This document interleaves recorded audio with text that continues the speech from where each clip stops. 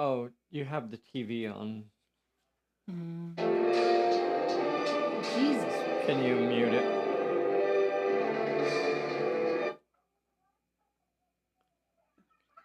Why do you do these things?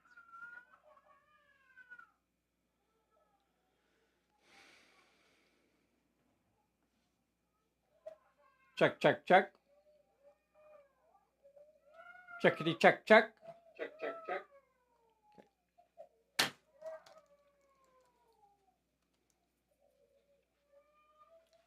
Oh. Check on them.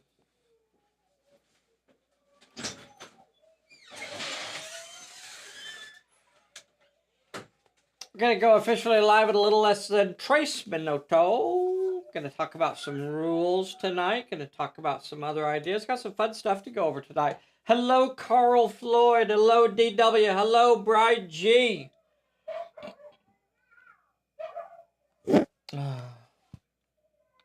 World's Most Dangerous has gone next door to do the atomic body slam on the children. Whoa!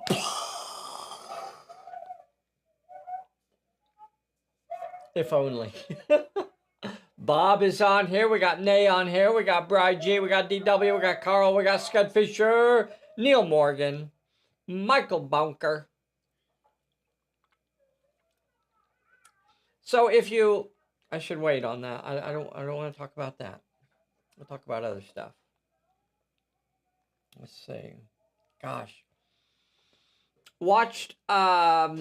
Bessy and I watched Nosferatu, the new Nosferatu movie. It's enjoyable. It's really a very different sort of movie. I think the history of the Nosferatu film is really very interesting. So, I go back and read about the Nosferatu film, old German film that was clearly based on the Dracula story. So much so that they were actually. This is what I remember. The widow of Bram Stoker actually sued the producers or the director or whoever, sued the Nosferatu film for copyright infringement. And of course, we're looking at what, like 1920 or so, somewhere in there.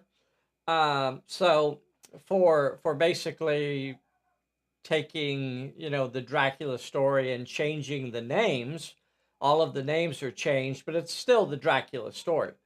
So the widow sues the Nosferatu, and part of the judgment against the film was that all of the copies had to be destroyed. And I think that if that had actually happened, then there would have never been this whole subcult of Nosferatu within the vampire culture sort of thing, right? Because you see the Nosferatu, Count Orlok, that sort of thing has created its own has its own legs throughout popular culture, or at least subculture. So that, like the Count Orlok and that version of the vampire and Nosferatu and all of that stuff, if those films had actually been destroyed as they were, the court ordered that they were, all of the films, all of the copies were supposed to be destroyed, but they were not. And some copies survived, and that is the basis. As it went on, those rare copies of the Nosferatu film that actually survived created this whole, separate subculture of this Nosferatu story. Really, really cool. And you could see little inklings of it scattered throughout the vampire culture and other things as well, that you could find links going back to that film that should have been destroyed. Court ordered to be destroyed. Really interesting, I think. We went live 1 minute ago, and everybody, here we are live at Pulp Alley, Casa Pulp Alley, Hacienda Pulp Alley. And I am with the world's most dangerous Bessy. Howdy. How you doing tonight? Bessy is recovering from her surgery. Sure. Yeah, and such. So she's still, on a lot of medication and still not enough medication. So bless her heart for coming over and sitting in with us tonight, even though she's still recovering. It's Fairfield. Visually nice, but as a fan of the subject, it worked. Visually nice, but as a fan of the subject, it worked better for me. Others felt it was just a series of scenes instead of a complete story. You could probably say that, yeah. I could kind of see that, but again, I don't know. I always watch these things a little bit different. I can't hardly watch just about anything that I watch. I turn into an adventure. So I pick and choose the things that I like out of it. When I watch a Hellboy movie, or I watch Nosferatu, or I watch, whatever I watch, even if, maybe it's not all that great, I still kind of pick things out of it that I go, oh, I could use that. No, I could use this. And that's kind of a cool story there. Or we can make fun of this for about 20, 30 years. Yeah, absolutely. Yeah, I enjoyed Nosferatu. I would recommend it if you haven't seen it. Maybe you're the sort of person that would enjoy it. You have to teach them 80s wrestling. Don't think we haven't, mister. Don't think we haven't. Thank you, Vern. Halo. What did Vern say? Hey, howdy. There's a Vern. There's a Rick. Very cool. Okay, so real quick, let's take a look. I wanted to cover a couple rules ideas first. So if you see people, if you have these questions, then I'm putting this right up front on the video, and then we'll get into a couple other big subjects. So I hope you guys will stick with us here, because I'd really like your feedback on something here in a moment. But first, I want to talk about a couple of rules things. So here's something really quick that a rules question came up about this, and it basically gets down to this. If I roll and I get a couple successes, and my enemy rolls and gets a couple successes, can I cancel both of their successes and still play a bad news? Well, no, you can't. And this is where it's important to distinguish between a success and a hit. So a success is when you roll a 4 or better. A success when you're fighting only becomes a hit if it is not blocked or canceled in some way. So for me to play my bad news, I would still have to get an actual hit through, which means in this example, I would take a hit as well, and then I could play the bad news to give them another hit. Do you understand that? You cannot play a bad news if you cancel all of the hits or all of the successes. If you cancel all of the successes, then none of the hits went through, and that means even if, let's see, if you had, well, hopefully that makes sense. What do you think, Bessy? Does that make sense? I think so, yeah. Okay. So that's where we have to be cautious and try to remember. I know in the hustle and bustle of rolling dice and things like that, sometimes you say, I rolled 3 hits, you rolled 2 hits. That's actually successes. You roll 2 successes, you roll 3 successes, yada, yada, yada. Whatever is not blocked, whatever is not canceled, then becomes a hit. Mm-hmm. So something has to get through before you can play bad news on them and give another hit. Yeah. It's not just rolling a success. Yeah. We try really hard, because we play the game and we don't just publish it to sell, we actually play the game. We're really very careful at the way we try to word the cards, because for the most part, once it's published, we try very hard to stick to what's written. Mm-hmm. You know, there's very, very few instances where we go, well, ignore that rule. This is what we actually intended. Yeah. 99.9% of the time, whatever is written is what we go by. Mm-hmm. So here's another question that came up. We don't have to switch cameras for this, but somebody was asking, and sometimes I will say this, that you can play, if you're playing a scenario solo, then you could use the fortune deck instead of using the solo deck. You know, you can do that. It's not, for me, I wouldn't really recommend it if you're playing solo, and what I mean that is that you don't have anybody else there at all. If you're gonna use a game master and somebody else is there, Mm-hmm. and they're gonna play the baddies, even if they're just playing the NPCs, then sure, go ahead, and if you want to, you could go ahead and use the fortune deck, and then hand out, fortune cards to yourself, hand out fortune cards to the game master, and even though you only have one player league on the table, you can still do it that way if there's another player there to play the fortune deck.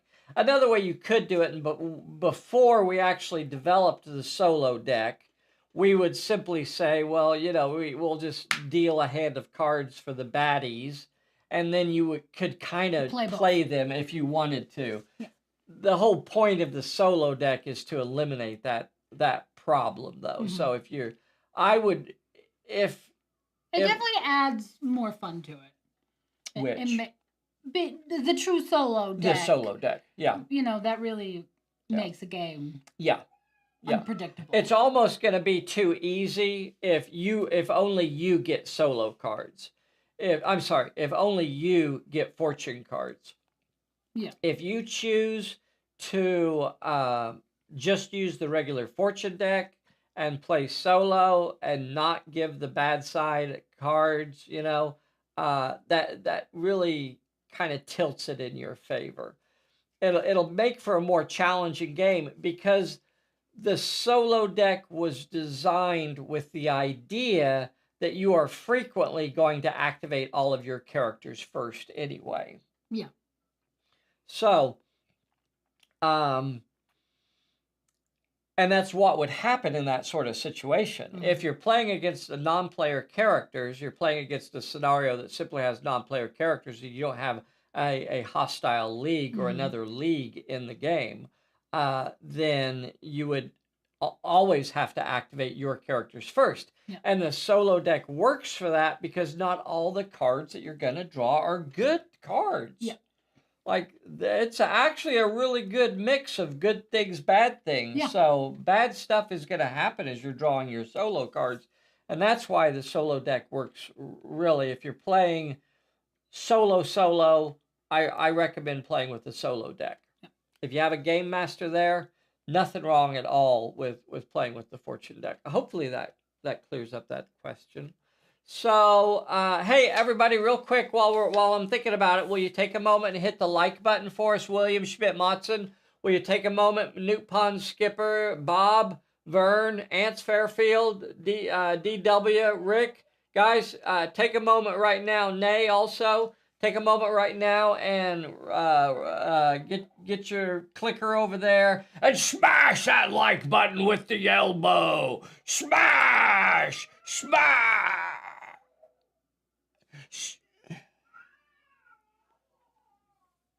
Or you could just click it. However you like it. However you go.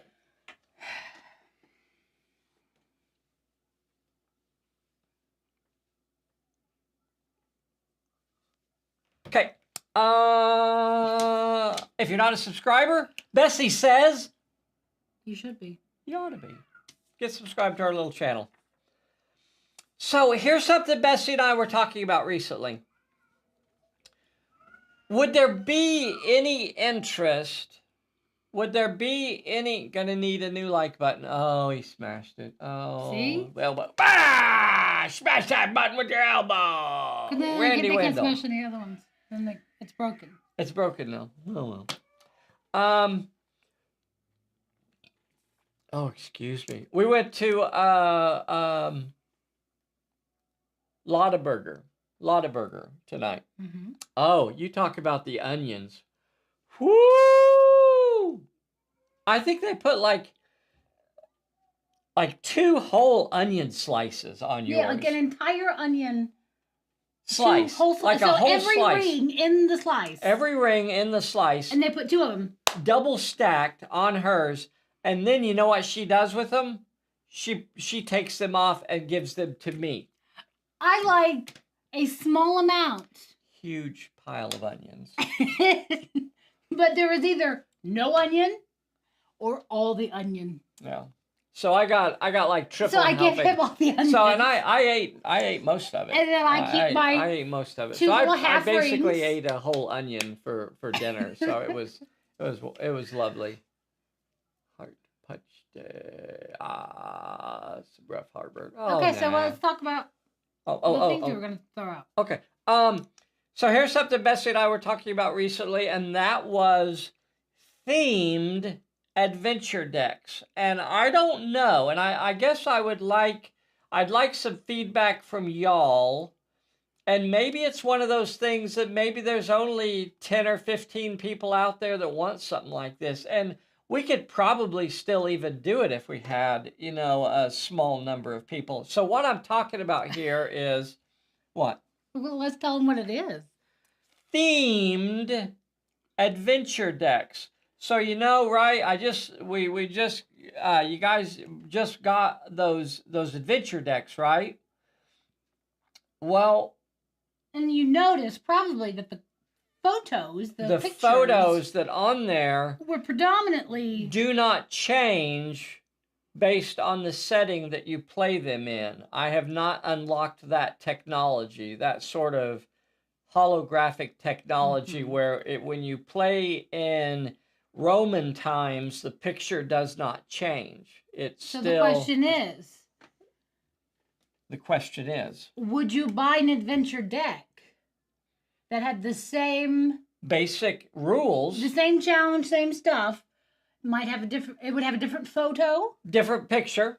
It would have maybe a different name, but otherwise was the same. Was basically the same. Except it looked different. So do you want an adventure deck that fits different scenarios? Settings. Different settings. So we were thinking... One? A Western. A Western. A sci-fi. A medieval. I don't know. A fantasy. Different genres. Vern is saying, like genres. An adventure deck is retro sci-fi. I don't know. So because it would be the same. It would basically be the same. I mean, it would still have if the adventure deck said 2 successes with Mike. Right. We wouldn't actually be changing that part. It would literally just be aesthetics. Right. It would and the name, which again is meaningless. Which I would categorize as an aesthetic. Yeah. Yeah, the name is basically an aesthetic choice, isn't it? Would they taste different? Yes, absolutely. I think we can make it taste different. Yeah. And the scratch and sniff part. I don't know how many of you have already scratched on them to sniff them.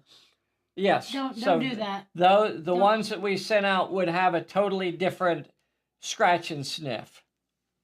I haven't seen one person say no. I've seen sold. I'm interested. Steampunk. Roman Empire deck.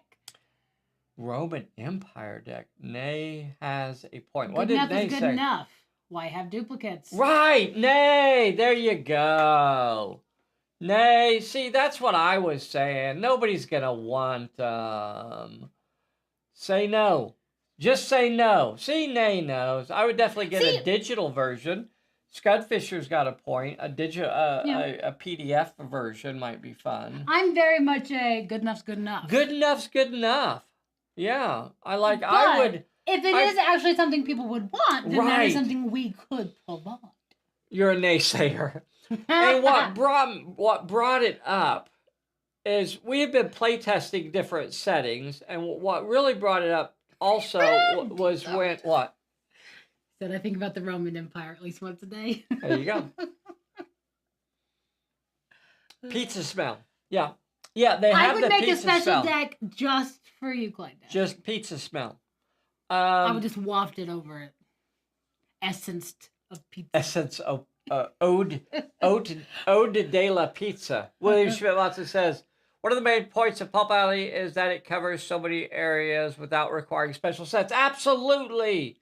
William Schmidt-Watson, I agree with you 100%. But...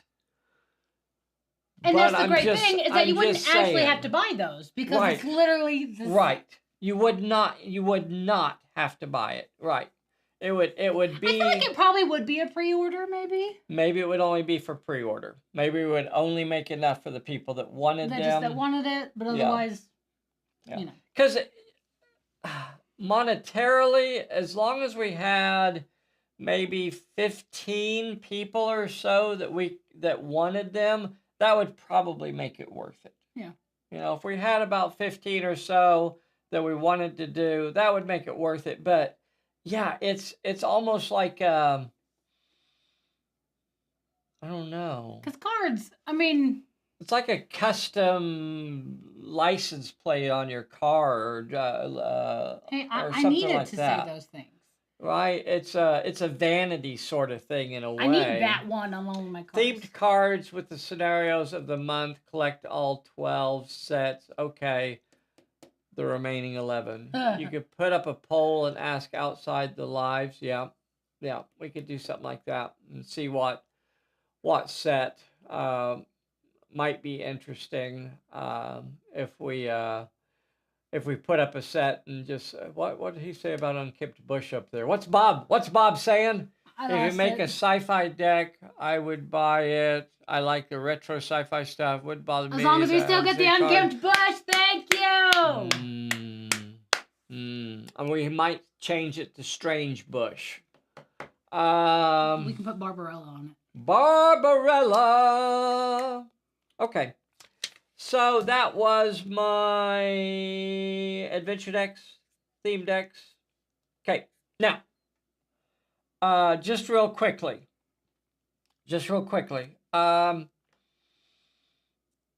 If somebody has an idea that they would like us to do for the Scenario of the Month series, if somebody has a scenario that they would like us to, a sci-fi set of Bob Birch's Exogenesis line would be really good. I need to reach out to him and maybe try and get a set of those cards put together now that he's got it a little further along. Is probably still not sure about it. And that's okay, Randy. Yeah. I'm not sure that I would do it. Honestly. I will be very honest, I wouldn't. Yeah. Unless you just like hit my sweet spot of like I play this genre every single week. Yeah. I might be tempted. Yeah. I don't want to. If I got drunk and I said, "Woo, I have $20 to waste." It's definitely not a you need this if you're doing this. That's Definitely not how we do things. But for those folks that would like it, good idea, Vern. What was Vern's idea? So, yeah. Oh, a rare collector item. Oh, for the Pulp Alley fans who already has everything. That's right. More of the same, but slightly different. More of the same, but with a blue cover. With a red background. Ooh. Gotta catch 'em all. So, if you have an idea for a scenario that you would like us to do as part of the 2025 series, and it doesn't have to be like fully fleshed out. It can be, kind of bushy and rough around the edges. It can be unkempt. It doesn't have to be finely trimmed or anything. But if you have an idea for a scenario that you would like to see us put together, you could say, hey, what about something where a group of World War II commandos are trying to, sneak into a German base with werewolves and Romans time versus machine to werewolves. Romans, right? Maybe a little bit more information than werewolves versus Romans, but you know what You I said mean. unkempt. So, so many of us are suckers for cool stuff. I have several versions of the red herring, but only need one. I'll make a scenario where you need at least 12 red herrings. That's what I'll do. That's my goal for Verd. That's do it on April. On April, Yeah. you'll need you'll need 12 red herrings for this game. Still want to see how you would do superheroes. Okay, Bob. Maybe that'll be a fun one to do. I like that. Yeah. We should do a superhero scenario in 2025.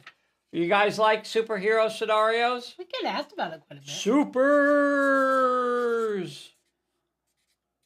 That's a good idea. I really like that. Michael ran a World War II commando sneaking into a German base at a convention. Very cool. Very cool. Yeah. Yeah, very cool. If y'all Jody and Charlie and I have done superheroes, very cool. Look up the art print Calendar Fortis I come up with. I did my Romans and werewolves, didn't I? I did Romans and werewolves scenario. Didn't we already? I'm not saying that we can't do it again, and definitely could go back and put that together. Wasn't it? Did I not do werewolves and Romans? Or was it just zombies and Romans? I don't remember Yeah. anymore. Okay. I've bleaked since You can do a video of how to create different types of superhero characters. Okay. All right. All right. Supers. I wouldn't mind a World War II. Okay. All right. Very good. So, and if you're watching us at a later day, or for those Gilgamesh scenario, very interesting. Where Romans? Ooh, nice. If you're watching us at a later date, be sure to leave a comment that with a scenario idea that you'd like us to include for 2025 or later. Also, for those of you that are watching right now, after this video post, if you have an idea later on, Captain America and the Howling Commandos versus Red Skull and Hydra. Classic. That's a classic. Right? High-end. Bessy, play us out of here.